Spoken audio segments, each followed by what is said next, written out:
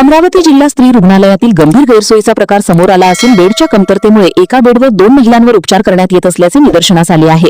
या परिस्थितीमुळे रुग्णांच्या आरोग्याबाबत चिंता व्यक्त केली जात आहे। विशेष म्हणजे जिल्हा स्त्री रुग्णालयाची नवीन इमारत पूर्णतः तयार होऊन उद्घाटन झाल्यानंतरही तब्बल 2 वर्षे रुग्णालय जुन्याच इमारतीत सुरू होते।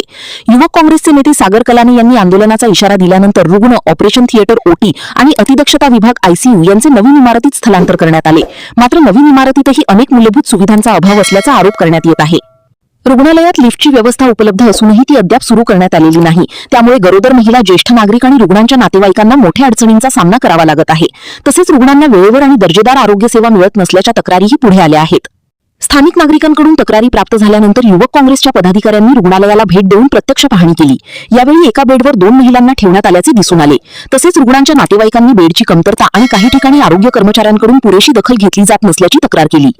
विशेषतः गरोदर महिलांसाठी ही परिस्थिती धोकादायक ठरू शकते। एका बेडवर 2 महिलांना ठेवण्यात आल्याने संसर्गाचा धोका वाढण्याबरोबरच रुग्णांना आवश्यक विश्रांती मिळण्यात अडचणी निर्माण होत आहेत।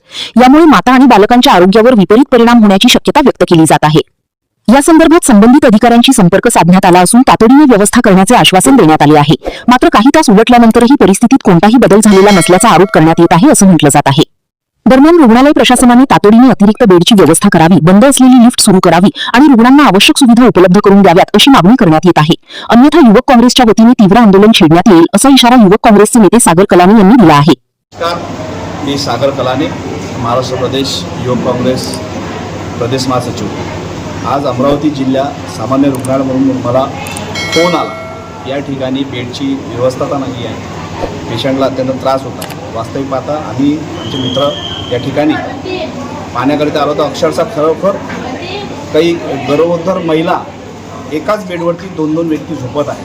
हे अत्यंत निंदनीय बाब आहे। केंद्र सरकार आणि राज्य सरकार यांची ही पुरेपूर जबाबदारी आहे की या गरोदर महिला असो, शिशु असो, यांचं यांनी व्यवस्थित काळजी घेतली पाहिजे आणि इथे असं काही दिसत नाही। प्रशासनाने याकडे तातडीने लक्ष द्यावं, अन्यथा आम्ही यावरती प्रशासनाला थोडे उत्तर देऊ आणि यावर आंदोलन करू। खऱ्या अर्थाने यांचीसुद्धा मुलगी ती लडकी थी ना, हां, तर आम्ही या ठिकाणी आलो। संजू बैठे आम्ही यांच्याकडे आलो आणि पेशंटची व्यवस्था नाही आहे।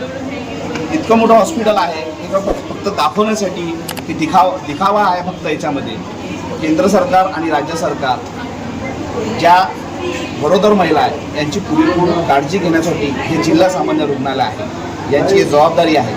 जर असं होत नसेल ती चुकीची बाब आहे। नुसतं दिखाव्यासाठी हे हॉस्पिटल बांधलं असेल तर ही चुकीची बाब आहे। धन्यवाद।